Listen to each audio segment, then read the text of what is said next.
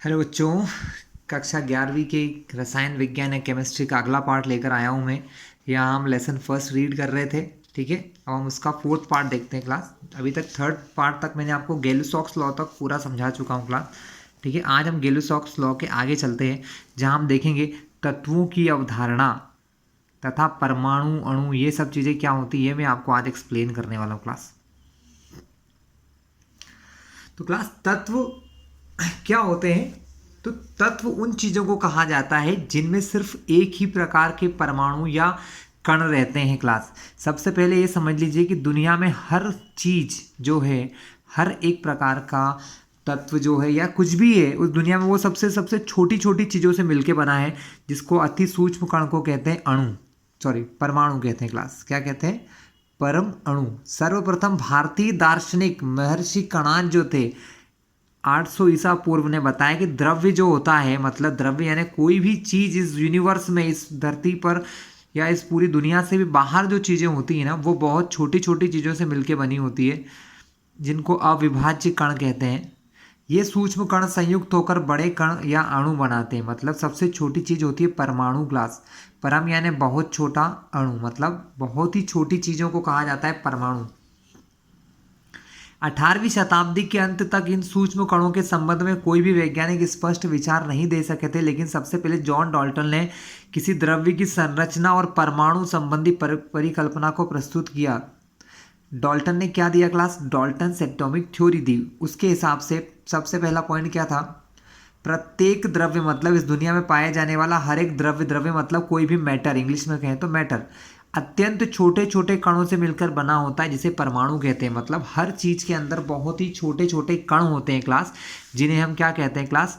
परमाणु कहते हैं। ठीक है, परमाणु अविभाज्य होता है, मतलब परमाणु के अंदर कुछ और नहीं होता है।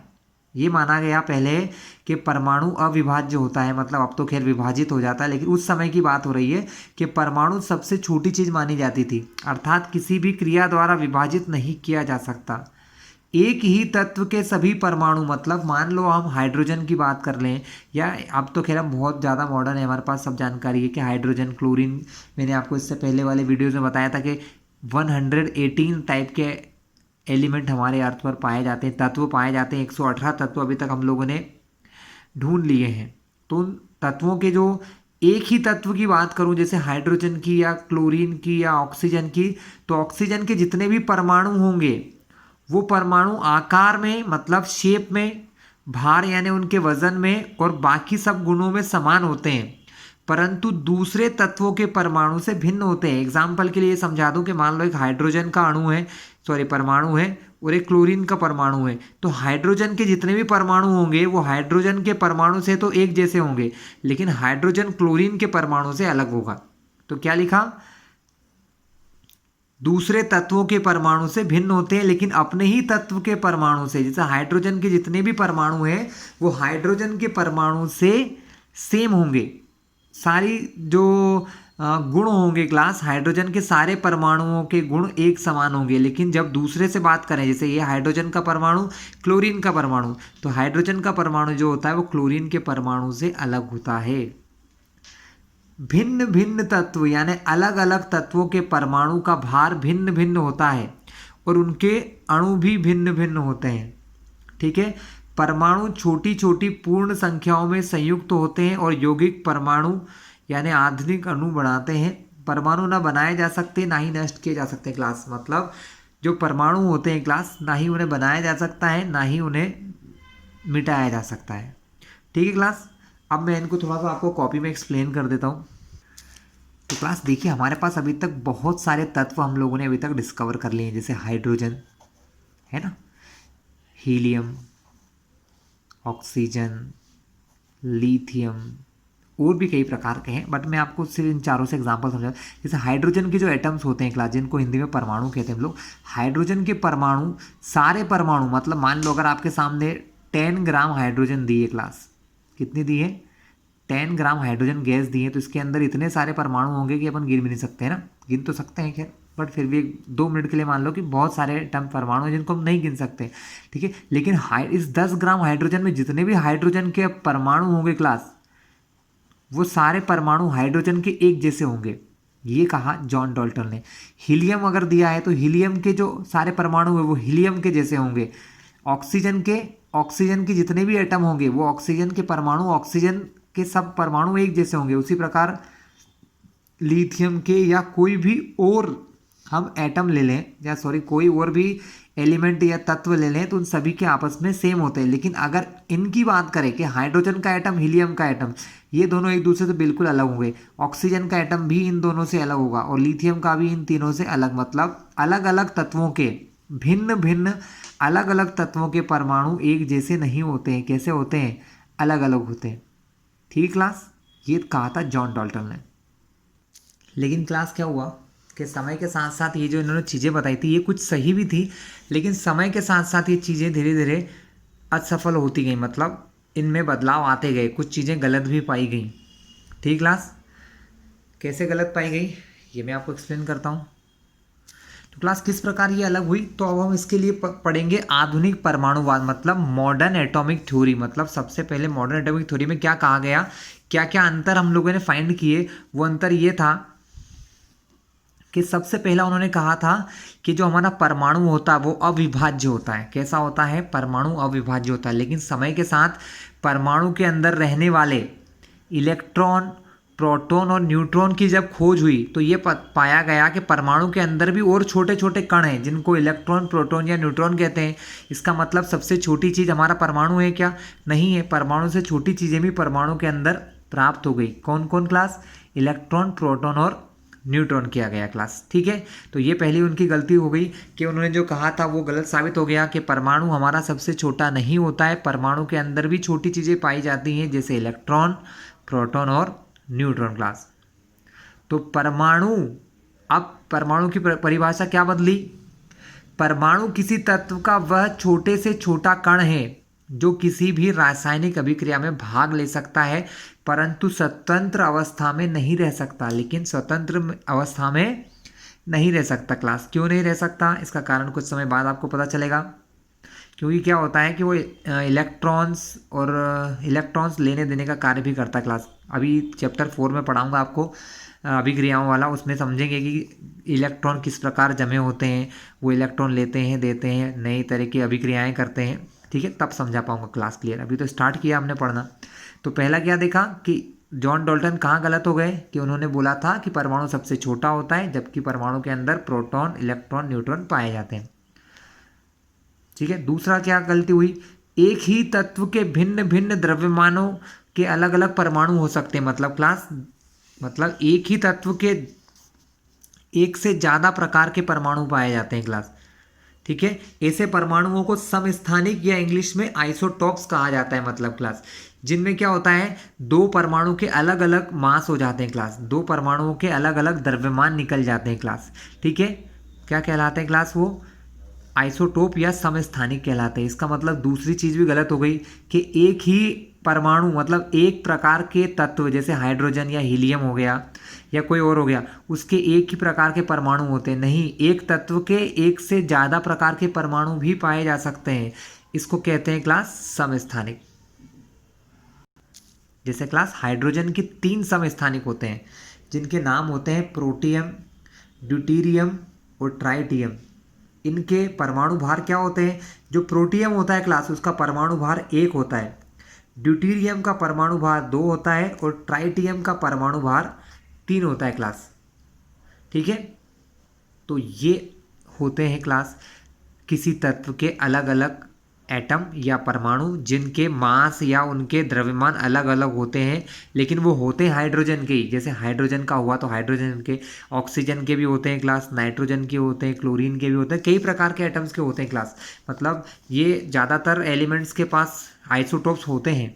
इसका मतलब ये अब फिक्स नहीं है कि किसी भी एक तत्व के, किसी भी एक ही तत्व के एक जैसे परमाणु नहीं होंगे, अलग अलग तरह के भी हो सकते हैं क्लास। तीसरा पॉइंट क्लास, भिन्न भिन्न तत्वों के परमाणुओं के परमाणु भार भी समान हो जाते हैं क्लास। इनको समभारी या आइसोबार्स कहते हैं। मतलब ऐसे एटम क्लास जो दो अलग अलग तत्वों के परमाणु जिनका भार समान हो सकता है क्लास, वो कहलाते हैं समभारी क्लास। ये परमाणु भार ही आपको थोड़े समय बाद क्लियर होते जाएंगे, क्योंकि क्या होता है अभी ये सब लेसन नंबर 2, 3 में समझ में आएगा, जहाँ पर हम परमाणु भार सीखेंगे, परमाणु भार कैसे निकालते हैं, इलेक्ट्रॉन का मास, प्रोटॉन का मास क्या होता है, तो आपको क्लियर होंगे। बट ये समझ लीजिए कि दो अलग अलग जो है परमाणु होते हैं उनका भार समान हो सकता है, जिसकी वजह से उनकी एक और संकल्पना गलत हो गई क्लास। वो कौन सी थी? उनने ये कहा था कि हमें कि दो एटम के परमाणु अलग अलग होते हैं, जबकि यहाँ पर बता दिया कि दो एटम के परमाणु एक जैसे भी हो सकते हैं, उनका भार भी कैसा हो सकता है? सेम हो सकता है, यानी वो समभारी भी कहला सकते हैं क्लास। इसी प्रकार चौथा पॉइंट क्या है? यौगिकों में तत्वों के परमाणुओं में सरल गुणित अनुपात होना अनिवार्य नहीं है। अनेक कार्बनिक यौगिक जैसे कि प्रोटीन, स्टार्च आदि में यह अनुपात सरल नहीं होता है। तो क्लास ये चौथी संकल्पना भी गलत हो गई है क्लास। ठीक है, तत्वों के परमाणु संयुक्त होकर अणु बनाते हैं, ना कि यौगिक परमाणु। ठीक क्लास, तो अब हम देखते हैं क्लास, आगे चलते हैं। हमने ये देख लिया कि जॉन डाल्टन ने जो कहा था वो कुछ हद तक सही था, लेकिन फिर भी काफ़ी गलतियां थी जिनको बाद में सुधार लिया गया। ठीक है, अब हम देखते हैं एवोगैड्रो की संकल्पना क्या है। एवोगैड्रो हाइपोथेसिस या एवोगैड्रो की संकल्पना क्या है क्लास? तो क्लास बर्जीलियस जो एक स्वीडिश रसायनज्ञ थे, उन्होंने क्या कहा था? उन्होंने ये कहा था कि सभी गैसों के समान आयतन में ताप व दाब की समान परिस्थितियों में परमाणुओं की संख्या समान होती है। मतलब अगर मैं हाइड्रोजन का जो आयतन लूँ, आयतन मतलब जैसे कि 200 ml ले लें या 1 लीटर ले लें या जितना भी लें, मान लो मैं 1 लीटर हाइड्रोजन लेता हूँ और 1 लीटर क्लोरीन लेता हूँ, तो इस आयतन में यानी इन दोनों का आयतन अगर बराबर है तो इनके अंदर जितने अणु होते हैं या परमाणु होते हैं, सॉरी अणु नहीं कह सकते, जितने परमाणु होते हैं वो परमाणु बराबर होते हैं। इसके एक आयतन में अगर n परमाणु है तो दूसरी गैस में भी उसी में n परमाणु होंगे, लेकिन कब? जब ताप तथा दाब की परिस्थितियां समान होती हैं तो इनके अंदर बराबर आयतन n पाए जाते हैं क्लास। n परमाणु इसके भी, n परमाणु इसके भी, तो टोटल कितने परमाणु हो गए क्लास? यहाँ पर 2n परमाणु हो गए क्लास। कितने हो गए हैं? 2n परमाणु यहाँ पर क्लास हो चुके हैं। ठीक है, ये इन्होंने कहा था हमें। अब क्लास इसको हम फिर से देखते हैं कि वहाँ हमने देखा था एक परमाणु हाइड्रोजन का, एक परमाणु क्लोरीन का मिलता है तो दो परमाणु बनाते हैं हाइड्रोजन क्लोराइड HCl के, है ना। अब अगर ये एक है, अगर यहाँ 2 है तो हम दोनों साइड 2 से डिवाइड कर देते हैं, तो यहाँ 2 की जगह 1 आ गया तो यहाँ हो जाएगा 1/2, 1/2, क्योंकि अगर 1 और 1 2 होते हैं तो आधा और आधा मिलके 1 बन जाता है। तो आधा परमाणु इसका लिया, आधा परमाणु इसका लिया, तो 1 परमाणु बनना चाहिए। लेकिन क्लास ऐसा नहीं होता है, परमाणु हाफ नहीं होता है। इसलिए क्या हुआ कि ये थ्योरी इनकी जो थी बर्जीलियस जी की डिस्कार्टेड कर दी गई। इसी को पूरा किया एवोगैड्रो, इटालियन रसायनज्ञ ने एक लॉ दिया और उनके हिसाब से उन्होंने परमाणु और अणु दो अलग अलग चीज़ों का हमारे को बताया कि परमाणु और अणु दो अलग अलग चीज़ें होती हैं क्लास। परमाणु और अणु क्या होते हैं क्लास? दो अलग अलग चीज़ें हैं। परमाणु क्या होता है? परमाणु को इंग्लिश में एटम कहते हैं क्लास। यह परमाणु का सूक्ष्मतम भाग होता है जो रासायनिक अभिक्रियाओं में भाग लेता है। यह स्वतंत्र अवस्था में रह सकता है अथवा नहीं भी रह सकता। मतलब क्लास, तो परमाणु ऐसा है कि जो सबसे छोटी चीज़ होती है एटम के फॉर्म में, मतलब परमाणु छोटा होता है लेकिन उसके अंदर भी चीज़ें होती हैं, जैसे हमने देखा था इलेक्ट्रॉन, प्रोटॉन, न्यूट्रॉन। लेकिन क्लास ये स्वतंत्र अवस्था में रह भी सकता है और नहीं भी रह सकता है क्लास। ऐसा क्यों? अभी समझाऊंगा मैं आपको। जो आपने सुना होगा कि नोबल गैसेस होती हैं, नोबल गैसेस मतलब हीलियम, नियॉन, क्रिप्टॉन, जेनॉन, ये कुछ नोबल गैसेस होती हैं क्लास जो किसी से रिएक्शन नहीं करती हैं। तो ऐसी गैसेस जो किसी से रिएक्शन नहीं करती हैं तो उनके जो परमाणु होते हैं क्लास वह स्वतंत्र अवस्था में रह सकते हैं। लेकिन ऐसे कुछ तत्व भी होते हैं जो किसी दूसरे से अभिक्रिया कर सकते हैं, तो उन तत्वों के जो परमाणु रहते हैं ना वो स्वतंत्र नहीं रहते, वो किसी और से रिएक्शन कर ही लेते हैं, या तो खुद से कर लेते हैं या किसी और से। तब उनके परमाणु जो रहते हैं वो स्वतंत्र नहीं रहते हैं। तो स्वतंत्र नहीं रहते तो क्या करते हैं? वो अणु बनाते हैं क्लास, मॉलिक्यूल या अणु बनाते हैं। तो मॉलिक्यूल या अणु क्या होता है क्लास? कि जब दो या दो से ज़्यादा एटम एक दूसरे से मिल जाते हैं, जब दो या दो से ज़्यादा परमाणु एक दूसरे से मिल जाते हैं तो वो कहलाता है अणु। यह द्रव्य तत्व हो चाहे यौगिक हो का सूक्ष्मतम भाग होता है जो कि स्वतंत्र अवस्था में रहने योग्य होता है क्लास। मतलब ये इंडिपेंडेंटली रह सकता है। तो क्लास परमाणु और अणु में यही अंतर है। परमाणु जो होते हैं वो सूक्ष्म अवस्था में रह सकते हैं किसके रह सकते हैं? कुछ नोबल गैसेस है जैसे helium, neon, krypton, xenon, organ. ये क्यों रह सकता है क्लास? क्योंकि ये किसी और से अभिक्रिया नहीं करते हैं, इसलिए इनके जो परमाणु होते हैं वो अकेले रह सकते हैं, लेकिन ज़्यादातर के नहीं रह पाते हैं। जैसे मैंने आपको बताया था हाइड्रोजन, ऑक्सीजन, नाइट्रोजन, ये सब क्या है? ये सब अकेले नहीं रह सकते थे। इनका एक एटम अकेला रह ही नहीं सकता है, वो अपने एक, दो या दो से ज़्यादा एटम से रिएक्शन करता है। या तो दो एटम से रिएक्शन करेगा या दो या दो से ज़्यादा अणुओं से रिएक्शन करके, परमाणुओं से रिएक्शन करके अणु बनाता है क्लास। तो अणु सबसे छोटी चीज़ होती है जो कि कैसे रह सकती है? स्वतंत्र अवस्था में रह सकती है क्लास। परमाणु स्वतंत्र में रह भी सकता है नहीं भी, लेकिन अणु हमेशा स्वतंत्र अवस्था में रहता है। और ये दो या दो से ज़्यादा परमाणुओं का योग होता है क्लास, समझ लीजिए। जब दो परमाणु या दो से ज़्यादा परमाणु एक दूसरे से मिलते हैं तो क्या बनाते हैं क्लास? अणु बनाते हैं। समझना बहुत ज़रूरी है क्लास, सबसे बेसिक चीज़ है। जैसे ऑक्सीजन के दो परमाणु मिले तो बन गया O2, ऑक्सीजन का एक अणु। उसी प्रकार नाइट्रोजन गैस के दो परमाणु एक दूसरे से मिलके बन गया N2, इसको पढ़ते हैं क्लास N2, ये नाइट्रोजन का अणु है। उसी प्रकार हाइड्रोजन के दो एटम या दो परमाणु मिलके उन्होंने बनाया एक अणु जो कहलाता है H2। ठीक है क्लास, अभी मैं आपको एग्जाम्पल कॉपी में दिखाता हूँ। तो क्लास जैसे भी आपको एग्जाम्पल दिया H2 का, H2 क्या होता है?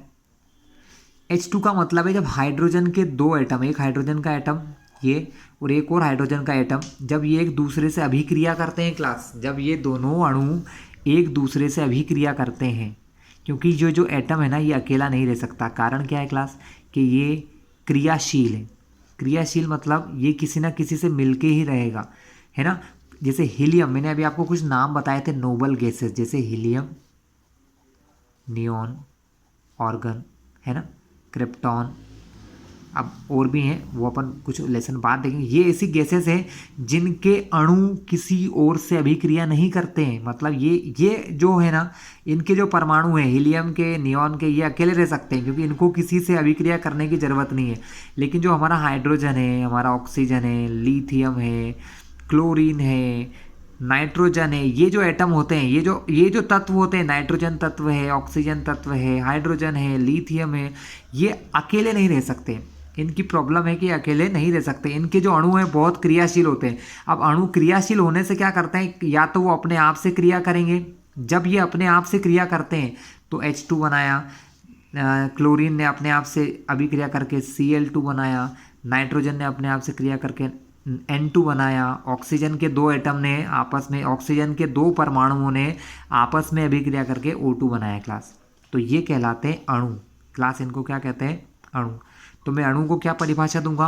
अणु मतलब योग, परमाणुओं का योग, दो या दो से ज़्यादा परमाणुओं का योग जो किसी रासायनिक बल द्वारा आपस से जुड़े होते हैं, जो किसी रासायनिक बल द्वारा आपस में जुड़े होते हैं क्लास। दो भी हो सकते हैं, दो से ज़्यादा भी हो सकते हैं। जैसे दो से ज़्यादा का एग्जांपल दूं, O3।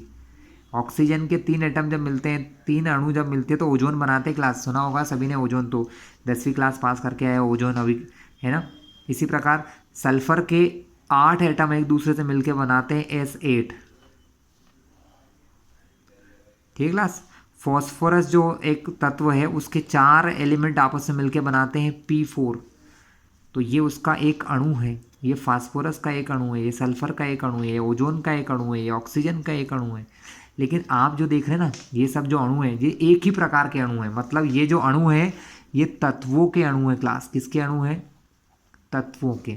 मतलब जब सिर्फ अपने आप से अभिक्रिया कर रहे हैं, हाइड्रोजन अपने आप से अभिक्रिया करके H2 बना रहा है, क्लोरीन अपने आप से अभिक्रिया करके Cl2 बना रहा है, नाइट्रोजन अपने आप से अभिक्रिया कर रहा है, ऑक्सीजन अपने आप से कर रहा है तो O2 बना रहा है, O3 बना रहा है, फॉस्फोरस अपने आप से अभिक्रिया करके P4 बना रहा है, एसिड अपने आप से अभिक्रिया करके एसिड बना रहा है क्लास।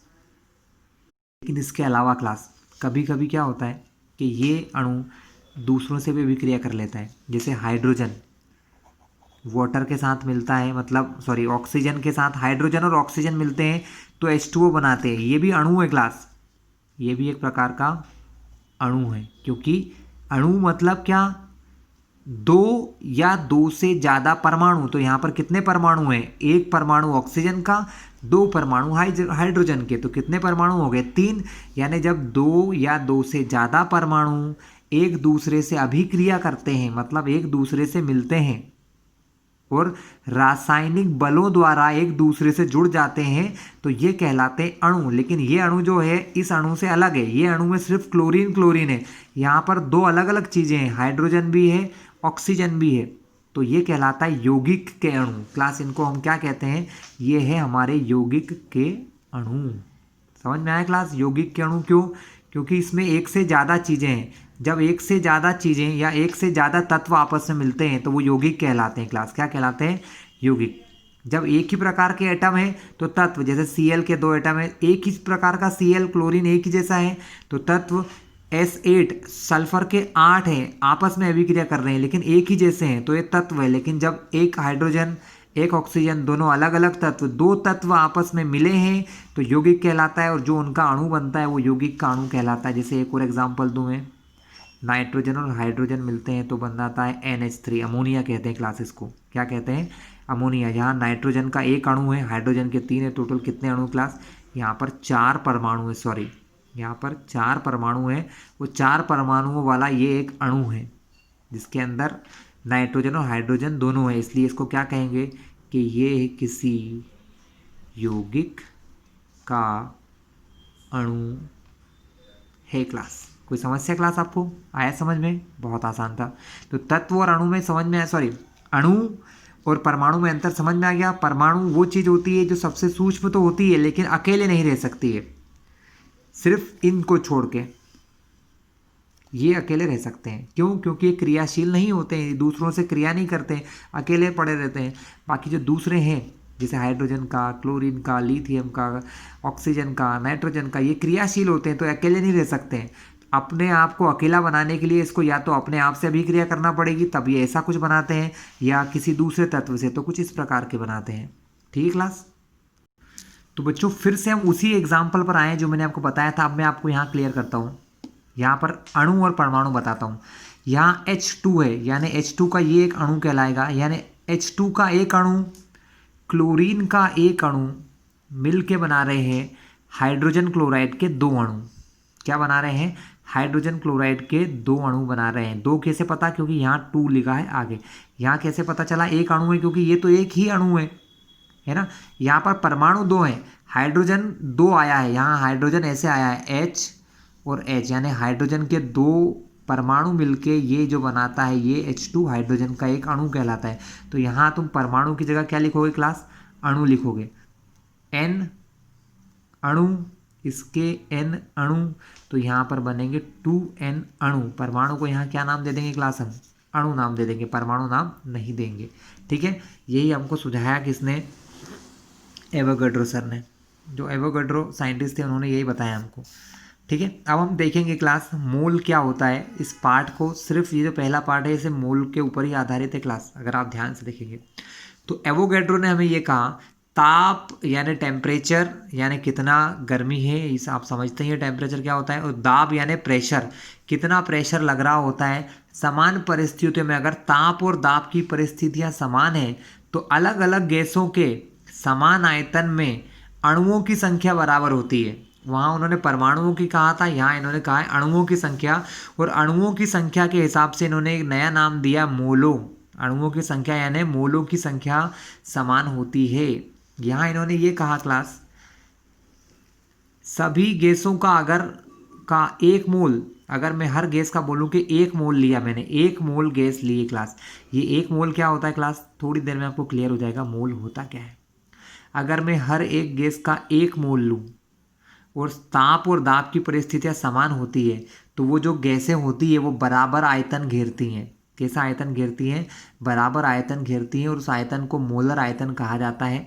ठीक है, अगर हमारा दाब मतलब वायुमंडलीय दाब, एक वायुमंडलीय दाब पर लिया है और हमने जो टेम्परेचर लिया है वो 273 केल्विन लिया है, मतलब 0 डिग्री सेल्सियस लिया है, तो हर एक गैस का जो मोलर आयतन होता है वो 22.4 लीटर होता है क्लास। कितना होता है, 22.4 लीटर होता है क्लास। ठीक है, इसके लिए अब मैं क्या करता हूँ, ये पार्ट छोड़ता हूँ, मैं आपको डायरेक्ट ले चलता हूँ कि मोल होता क्या है। क्लास इसके लिए मैं आपको कॉपी में समझाता हूँ, ध्यान से समझिएगा। आज आपको मैं मोल आप तभी समझ पाएंगे जब मैं थोड़ा सा आपको एक्स्ट्रा नॉलेज दूँ। कैसे क्लास, अब हम देखते हैं कि हमारा एक एटम है, एटम यानी कोई परमाणु है ना क्लास। परमाणु के बीचों बीच में होते हैं नाभिक। कौन होता है क्लास? परमाणु के बीचों बीच होता है नाभिक। नाभिक में रहता है कौन? नाभिक के अंदर रहते हैं प्रोटॉन और न्यूट्रॉन। क्लास ये प्रोटॉन और न्यूट्रॉन का जितना मास होता है, या प्रोटॉन और न्यूट्रॉन का जितना द्रव्यमान होता है क्लास, इन दोनों का मिलाकर जितना द्रव्यमान होता है वही हमारे परमाणु का द्रव्यमान होता है क्लास। क्या समझे आप कि प्रोटॉन और न्यूट्रॉन का जो जितना भी द्रव्यमान होता है, जो हमारे नाभिक के अंदर कौन पाया जाता है? नाभिक में अंदर होते हैं प्रोटॉन और न्यूट्रॉन, और उनका जितना द्रव्यमान होता है वही हमारे किसी परमाणु का द्रव्यमान होता है क्लास। ठीक है, इसके बाहर क्या होते हैं? इलेक्ट्रॉन अलग अलग कक्षाओं में इस प्रकार रहते हैं। अब ये क्या होता है क्लास, किस परमाणु में कितने इलेक्ट्रॉन हैं? अब ये सब तो एक क्लास में हम क्लियर कर नहीं सकते क्लास।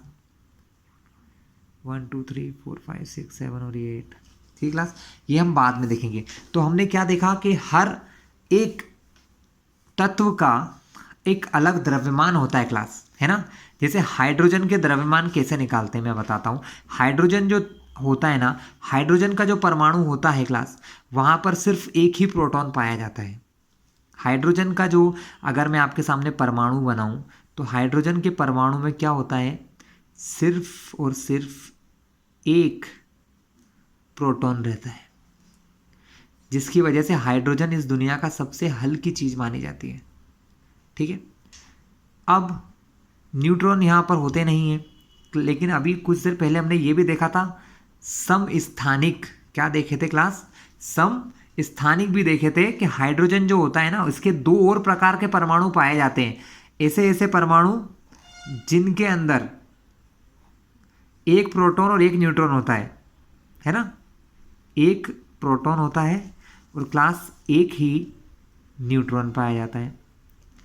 और एक और परमाणु साइंटिस्ट लोगों ने खोज की है कि हाइड्रोजन का तीसरे तरीके का परमाणु भी होता है, और उसके अंदर क्या होता है? नाभिक के अंदर एक परमाणु के साथ दो न्यूट्रॉन रहते हैं, सॉरी, एक प्रोटॉन के साथ दो न्यूट्रॉन रहते हैं। ये तीनों क्या है क्लास? किसी हाइड्रोजन के अलग अलग परमाणु है। लेकिन क्या पाया, ये भी पाया गया क्लास कि ये जो अलग अलग है ना, ये हजारों में से सिर्फ एक होते हैं। मतलब अगर मैं इसके जैसे 1000 एटम लूँ, परमाणु लूँ, तो ऐसे कहीं एक मिलेंगे, यानी बहुत कम मिलते हैं। तो इसलिए हम क्या करते हैं, हम यही मान लेते हैं कि हमारे लिए हाइड्रोजन का जो परमाणु होता है ना, उसका भार क्या होता है? एक प्रोटॉन के भार के बराबर होता है क्लास। अब एक प्रोटॉन का कितना भार होता है ये भी मैं आपको बता दूं। तो क्लास एक परमाणु का जब भार निकाला गया तो ये देखा गया कि किसी परमाणु, सॉरी परमाणु का नाम आता है बार बार, किसी प्रोटॉन और न्यूट्रॉन के अंदर जो मास होता है या इसका जो द्रव्यमान होता है वो होता है 1.6 इंटू 10 की पावर -27 किलोग्राम। इतना कम मास क्लास, ये बहुत ही कम मास है। इतना मास किस में पाया जाता है क्लास? किसी प्रोटॉन में, और इतना ही मास न्यूट्रॉन में पाया जाता है। ठीक क्लास, मास हमारे इलेक्ट्रॉन में भी होता है, लेकिन इलेक्ट्रॉन का मास इसकी तुलना में बहुत कम होता है, इसलिए हम उसको हटा देते हैं, मानते ही नहीं है। तो हम कहाँ पर थे क्लास? मोल्स पर थे। हम मोल से थोड़ा भटके। क्यों भटके? क्योंकि हमको समझ में आया कि मोल क्यों पढ़ रहे हैं, किस लिए पढ़ रहे हैं। तो क्लास मोल कुछ भी नहीं होता है। मोल क्या करता है? और क्लास ये जो मास था ना, इसको पहले पहले क्या किया गया क्लास? मास को बहुत प्रकार से डिफाइन किया गया है ना। अभी मैं आपको सिर्फ इतना समझ लो कि ये जो मास है इसको हम 1 यूनिट मास मान लेते हैं। कितना मास मान लेते हैं क्लास? 1 यूनिट, है ना, जिसको बाद में एटॉमिक मास यूनिट भी कहा गया कि हाइड्रोजन का मास कितना होता है? 1 AMU होता है, एटॉमिक मास यूनिट। ठीक क्लास, है ना। तो अलग अलग तत्वों के अलग अलग मास है, फिर इससे कंपेयर किया गया, इससे तुलना की गई कि जो चीज़ें हाइड्रोजन से जितने गुना भारी हैं, जैसे ऑक्सीजन जो होता है, ऑक्सीजन का जो अणु है, सॉरी परमाणु है, वो हाइड्रोजन के परमाणु से 8 गुना भारी होता है। इसलिए जो, सॉरी 8 नहीं 16 गुना भारी होता है। तो हम ऑक्सीजन को क्या कहते हैं कि ऑक्सीजन का जो द्रव्यमान है वो 16 AMU है। कितना है क्लास? 16 AMU है, मतलब वो ऑक्सीजन से 16 गुना भारी है। ठीक है, ये चीज़ें बाद में डिस्कस होगी, पहले हम देखते हैं मोल क्या होता है। मोल का मतलब कि जब हम एक संख्या लिखूंगा क्लास,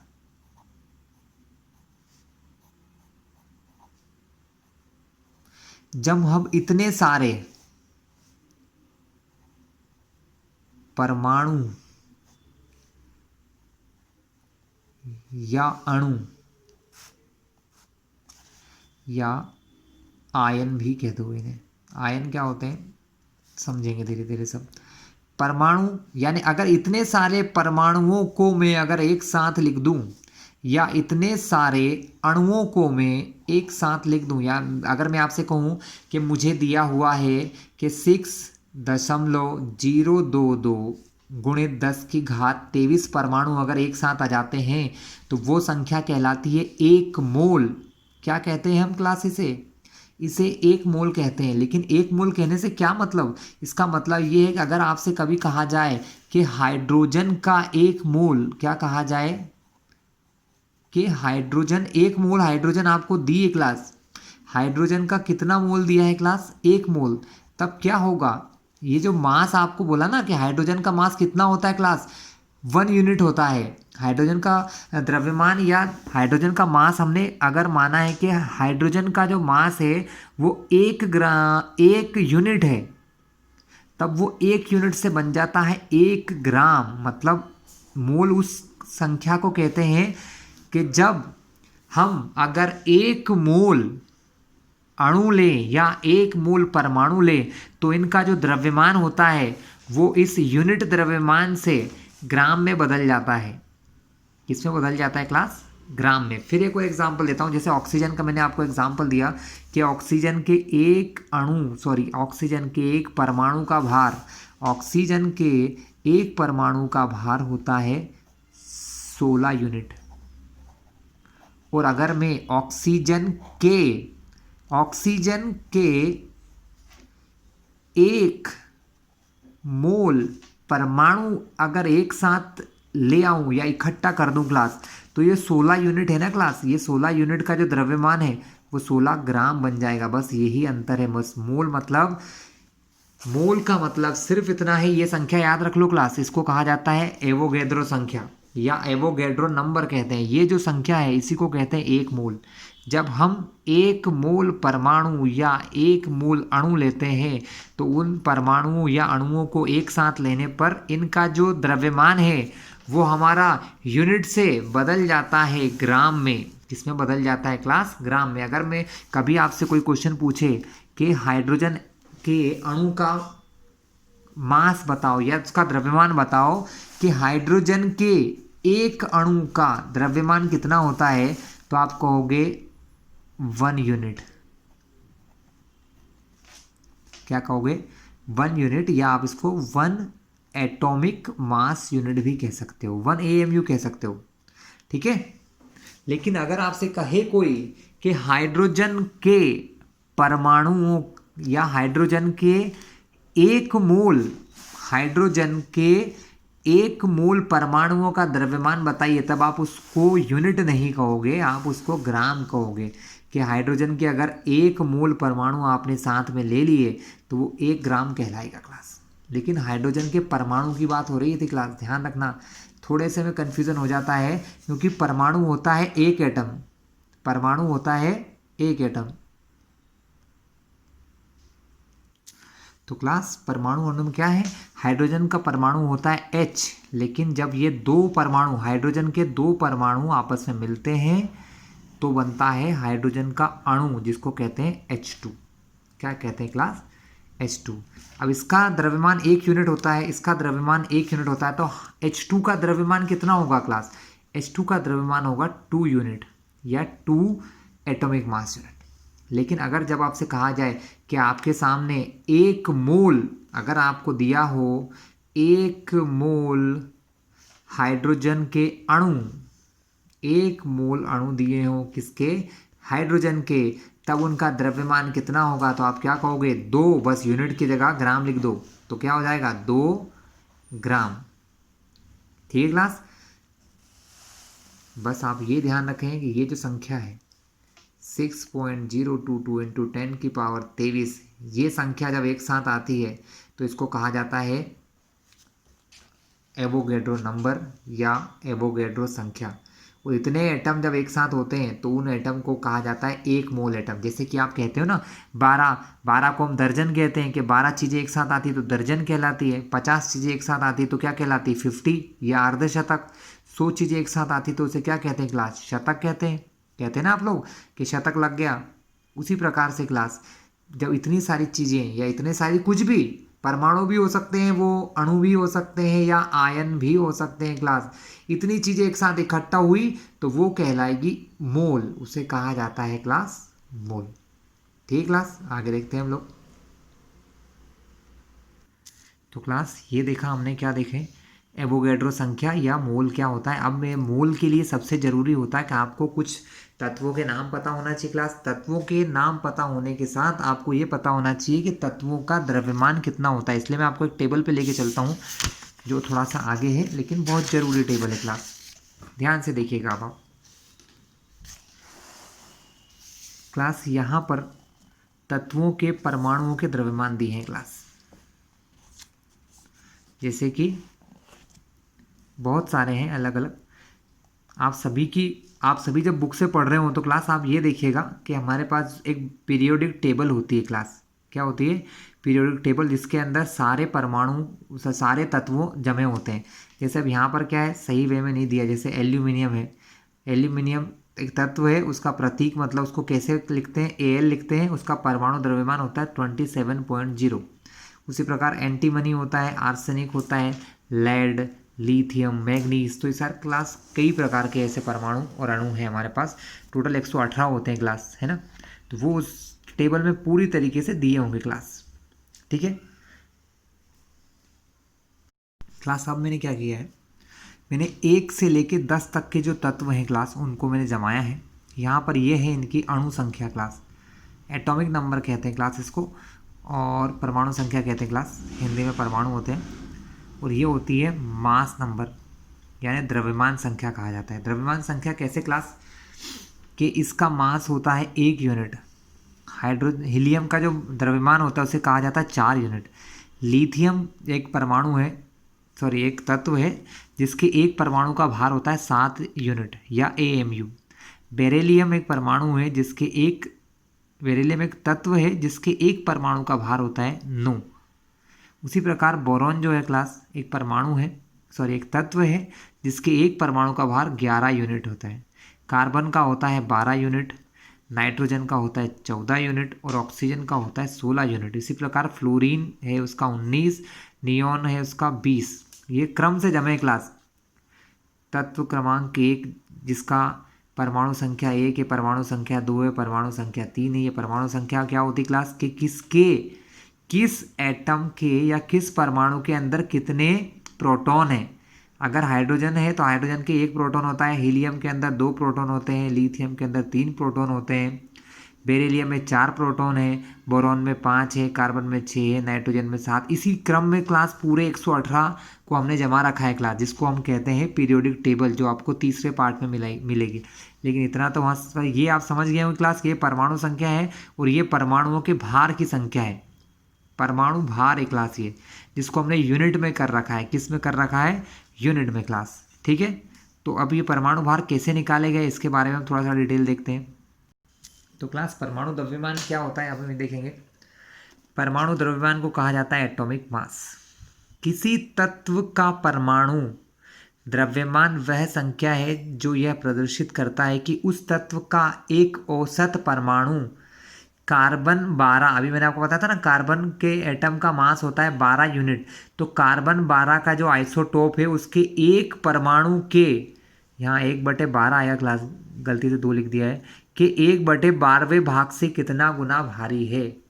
क्लास कहने का मतलब है कि कार्बन 12 यानी कार्बन का परमाणु भार होता है 12, कार्बन 12 को 12 से भाग दिया यानी कार्बन 12 जो एक परमाणु है उसके एक भाग से कितने गुना भारी है। जो मैंने आपको संख्याएं दी थी ना क्लास कि ये संख्याएं इससे कितने गुना भारी हैं, तो हाइड्रोजन उससे 1 गुना भारी है यानी हाइड्रोजन उसके बराबर होता है, हीलियम उससे 4 गुना भारी होता है, लिथियम उस एक परमाणु से कार्बन 12 के परमाणु के 12वें हिस्से से 7 गुना भारी होता है, बेरिलियम उससे 9 गुना भारी होता है क्लास। ठीक है, तो ये फार्मूला होता है परमाणु द्रव्यमान निकालने का। तत्व ए के एक औसत परमाणु का द्रव्यमान बटे में कार्बन 12 जो परमाणु है उसको 1/12 से भाग दें और उससे एक दूसरे को भाग दिया जाए क्लास, तो ये बनता है हमारा किसी परमाणु का द्रव्यमान। इस परिभाषा से ये स्पष्ट होता है कि तत्वों के जो परमाणु द्रव्यमान होते हैं वो औसत सापेक्ष होते हैं, मतलब एक दूसरे से कंपेयर किए जाते हैं, एक दूसरे से तुलना की जाती है। ठीक क्लास। इस परमाणु भार के मात्रक को क्लास AMU कहा जाता है। AMU एटॉमिक मास यूनिट कहा जाता है क्लास, परमाणु द्रव्यमान मात्रक या AMU कहते हैं क्लास। तो एक AMU क्या होता है, एक AMU या एक परमाणु द्रव्यमान मात्रक क्या होता है, किसी कार्बन 12 मतलब कार्बन एटम जिसका परमाणु भार 12 है उस परमाणु भार 12 वाले कार्बन के उस परमाणु के 12वें हिस्से को एक AMU कहा जाता है क्लास। क्या कहा जाता है, एक AMU। क्लास आपको मैंने पहले भी बताया था, अगर आपको याद हो तो मैंने आपको दिया था इससे पहले कि एक परमाणु का भार होता है 1.66 गुणित 10⁻⁻27। ठीक क्लास, है ना। ये लगभग किसी प्रोटॉन के भार के बराबर होता है, किसी प्रोटॉन के भार के बराबर होता है क्लास। ठीक है, अब हम देखेंगे औसत परमाणु द्रव्यमान क्लास। अभी हमने क्या देखा था इससे पहले कि किसी एक परमाणु मतलब किसी एक तत्व के एक से ज़्यादा तरह के परमाणु होते हैं जिनको आइसोटोप या समस्थानिक कहते हैं। ठीक है, जैसे यहाँ पर उदाहरण के लिए दिया गया है क्लोरीन के 2 आइसोटोप होते हैं, एक होता है क्लोरीन 35, एक होता है क्लोरीन 37, मतलब एक एटम या एक परमाणु जिसका द्रव्यमान होता है 35 यूनिट, जो हमने यूनिट ऊपर देखी है AMU, और दूसरा एक होता है जो होता है 37 यूनिट। लेकिन प्रकृति में ये 3:1 में मिलते हैं, मतलब ये है कि अगर 3 अणु मिलते हैं 35 अणु भार वाले तो क्लोरीन का एक अणु 3 के बाद जो चौथा अणु मिलता है क्लास वो मिलता है 37 अणु भार का। यानी इन दोनों को अगर हम औसत निकालें क्लास, अगर इन दोनों का औसत निकालें तो हमें औसत क्या मिलता है वो मैं आपको बताता हूँ कि 35 के 3 अणु मिले, मतलब हम एक 4 अणु हमको प्रकृति में 4 परमाणु मिले हैं, क्लोरीन के 4 परमाणु मिले हैं जिनमें से 3 मिले हैं 35 के द्रव्यमान के। तो क्लास आप औसत या एवरेज क्लास 10वीं में निकालना सीख के आए हैं। तो 35 के 3 अणु मिले हैं तो 35 गुणित 3 धन 37 का एक मिला है तो 37 गुणित 1, इन चारों का जो द्रव्यमान है वो टोटल किया हमने, और टोटल कितने अणु मिले 3 और 1 4, और उसको 4 से भाग दिया है तो 35 दिया 105 में 37 जोड़ा तो टोटल 142 आया क्लास। कितना आया 142। और हमारे पास कितने परमाणु थे 4 परमाणु, तो हमने इसको भाग दे के देखा कि हमारा औसत क्या निकला, कि हमारा औसत हमने ये माना कि हमारा औसत निकला है क्लास 35.5, यानी किसी क्लोरीन के एक परमाणु का औसत द्रव्यमान होता है 35.5। तो इस प्रकार से औसत भी किसी किसी का निकाला जाता है, जैसे कि हमने क्लोरीन का औसत द्रव्यमान क्लास निकाला है यहाँ पर। तो क्लास अब हम देखेंगे ग्राम परमाणु द्रव्यमान, मतलब द्रव्यमान अभी हमने देखा था यूनिट में, किस में देखा था यूनिट में, अब उस यूनिट को हम ग्राम में अगर बदलते हैं तो वो कहलाता है ग्राम परमाणु द्रव्यमान या ग्राम एटॉमिक मास। जब परमाणु का द्रव्यमान ग्राम में व्यक्त किया जाता है तो वो कहलाता है ग्राम परमाणु द्रव्यमान क्लास। अर्थात किसी तत्व का ग्राम में वह द्रव्यमान जो उसके एक परमाणु द्रव्यमान के बराबर होता है उस तत्व का ग्राम परमाणु द्रव्यमान कहलाता है क्लास। ठीक है, उदाहरण के लिए ऑक्सीजन का परमाणु द्रव्यमान होता है 16, तो अगर मैं उसका परमाणु द्रव्यमान को 16 ग्राम कहता हूँ तो ये कहलाता है 16 ग्राम क्या है ऑक्सीजन का ग्राम परमाणु द्रव्यमान है। उसी प्रकार हाइड्रोजन का होता है 1.008 ग्राम, है ना। तो ये 1.008 क्या है, हाइड्रोजन का ग्राम परमाणु द्रव्यमान है। मतलब परमाणु द्रव्यमान को ग्राम में लिखना। यहाँ अगर यूनिट बोल दूंगा तो वो क्या कहलाएगा क्लास, यूनिट द्रव्यमान कहलाएगा, और ये कहलाएगा ग्राम परमाणु द्रव्यमान। ठीक है। अब किसी तत्व का 1 ग्राम परमाणु उस तत्व के 1 ग्राम परमाणु द्रव्यमान जितनी मात्रा को प्रदर्शित करता है। उदाहरणार्थ कार्बन का 1 ग्राम परमाणु 12 ग्राम कार्बन को प्रदर्शित करता है। मतलब क्लास यहाँ पर क्या हुआ है, मोल जो मैंने आपको इससे पहले बताया था, मोल को लिखने का नया तरीका है 1 ग्राम परमाणु यानी 1 मोल। 1 ग्राम परमाणु यानी कि 1 मोल।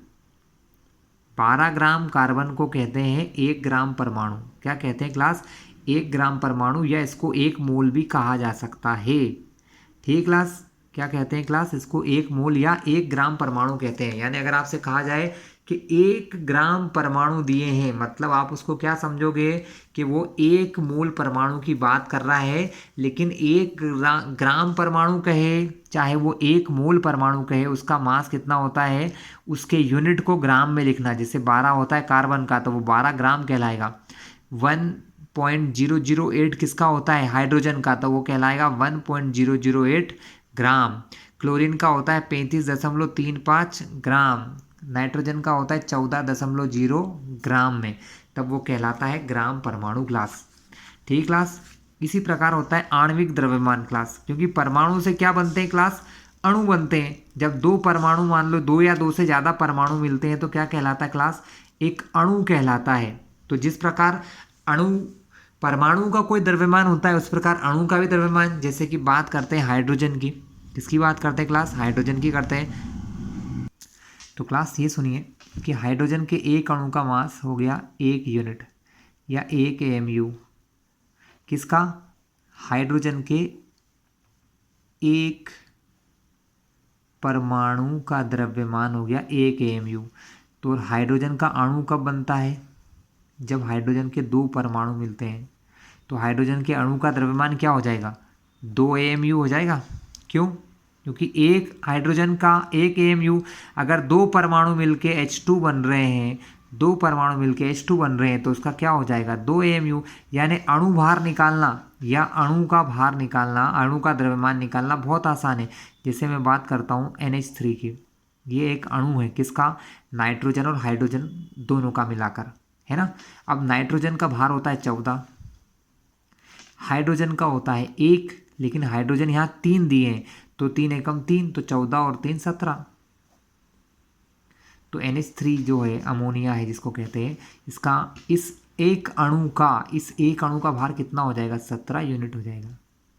और एग्जांपल दूँ आपको, H2O, ये तो सबके लिए फेमिलियर है। वाटर, ये इसको कहते हैं वाटर या जल या पानी कहते हैं। ये पानी का एक परमाणु है, सॉरी पानी का एक अणु है। इस पानी के एक अणु में 2 हाइड्रोजन के परमाणु हैं और एक होता है ऑक्सीजन का। ऑक्सीजन के परमाणु का जो द्रव्यमान होता है क्लास, वो होता है 16 यूनिट। हाइड्रोजन के एक परमाणु का 1, लेकिन यहाँ 2 परमाणु हैं, क्योंकि H2 लिखा है, तो एक परमाणु का 1 तो 2 परमाणु का 2, तो 16 और 2 18 यूनिट। लेकिन ये भी क्या होता है, ये कहलाता है अणु द्रव्यमान। क्या कहलाता है क्लास, अणु द्रव्यमान। जब ये यूनिट में दिया है तो इसे कहते हैं अणु द्रव्यमान। अगर इसको ग्राम में कहेंगे तो वो कहलाएगा ग्राम अणु द्रव्यमान या ग्राम आणविक अणु द्रव्यमान। ठीक क्लास। अब इसको हम बुक में ही देखेंगे। तो बात पहले तो परिभाषा पे चलते हैं। तो परिभाषा तो पहले जैसी ही है कि ऊपर क्या आता है, अणु का भार आता है। जब हम परमाणु का भार निकालते थे तो यहाँ परमाणु आता था, पदार्थ के एक परमाणु का भार बटे, ये गलती कर देते हैं, 1/12 आएगा यहाँ पर, 1/12 गुणित कार्बन 12 के एक परमाणु का भार, ये कहलाता है आणविक द्रव्यमान क्लास। परमाणु में सिर्फ यहाँ क्या आ जाता था, परमाणु पदार्थ के एक परमाणु का भार आ जाता था क्लास। अब ग्राम क्या होता है क्लास, मैंने भी समझाया था। ग्राम मतलब किसी चीज़ को ग्राम में बताना। जैसे हाइड्रोजन के एक अणु का द्रव्यमान 2 होता है ना। अगर उसको ग्राम में लिखेंगे तो क्या कहेंगे कि उसका ग्राम आणविक द्रव्यमान 2 ग्राम होता है। मतलब अणुओं का द्रव्यमान किस में निकालना, ग्राम में कहलाता है 2 ग्राम, है ना क्लास। इस प्रकार से क्लास अब देखिए, जैसे मैंने आपको पीछे दिखाया था, अमोनिया का द्रव्यमान 14 धन 1 गुणित 3 से 17 एमयू निकला था। अगर इस द्रव्यमान को मैं किस में कहूँ क्लास, ग्राम में कहूँ, तो ये अमोनिया का ग्राम आणविक द्रव्यमान कहलाएगा 17 ग्राम। लेकिन क्लास ये क्या होता है, अब ये आप समझिए कि मोल का मतलब क्या होता है। अगर मैं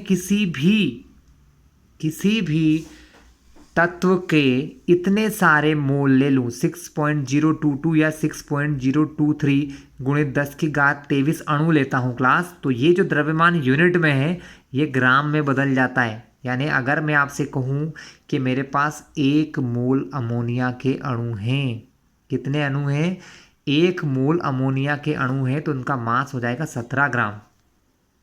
यानी 1 मोल कुछ नहीं है क्लास, 1 मोल मतलब इतने सारे अणु या परमाणु या इलेक्ट्रॉन या प्रोटॉन एक साथ जब आ जाते हैं, इतने सारे 6.023, कभी कहीं बुक में 022 भी लिखा होता है, दोनों ही सही होते हैं क्लास, बहुत ज़्यादा फर्क नहीं होता है 6.022 या 6.033 में। ठीक है क्लास। तो 1 मोल निकालने के 3 सूत्र बताता हूँ क्लास, क्योंकि अगर आपने मोल निकालना नहीं सीखा तो आप केमिस्ट्री भूल जाइए, क्योंकि मोल सबसे ज़रूरी चीज़ है केमिस्ट्री में। तो मोल निकालने का संख्या तरीका होता है पदार्थ के कणों की संख्या बटे पदार्थ के मोलों की संख्या बराबर होता है 6.022 क्लास। ठीक है, मैं आपको 3 सूत्र लिखवा रहा हूँ क्लास, उन सूत्रों को ध्यान रख लेना, तो आप मोल को पूरा समझ जाओगे क्लास। तो क्लास मोल का पहला जो सूत्र है वो दिया है कि किसी भी पदार्थ का दिया गया द्रव्यमान, किसी भी पदार्थ का दिया गया द्रव्यमान बटे में उसका मोलर द्रव्यमान हो, तो हमको पता तो चल जाएगा कि उसके कितने मोल हमको दिए हैं। ठीक क्लास, कैसे पता चल जाता है, उसके दिए गए द्रव्यमान। जैसे अब आपको मैं बहुत आसानी से सिखा सकता हूँ ये। अगर आपको कभी कोई ऐसा क्वेश्चन आया कि आपको बोला गया है कि 4 ग्राम